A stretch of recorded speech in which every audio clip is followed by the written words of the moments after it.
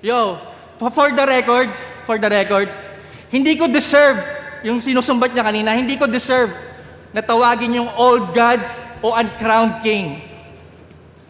Pero syempre gusto ko kayong pasalamatan. Kasi ramdam ko kung paano niyo ako tignan.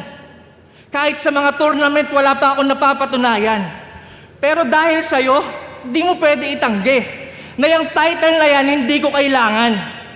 Kasi nung nag-call out ka ng mga champion, pero karamihan sa mga champion, ako ang gusto makalaban. Pero sige, palit tayo ng sitwasyon. Kung ako yung nag-champion ng tryouts, isa buhay at 2x2, malamang, simentado na ang aking pangalan. At dahil meron akong title, malamang, isa ako sa legendary at palaging relevant anumang era lumaban. At dahil meron akong title, malamang, kasama ako sa most viewed at palaging nasa top 10 ng mga tao. Ngayon, alisan niyo ako ng title. O di ba ganun pa rin? Wala namang nagbago!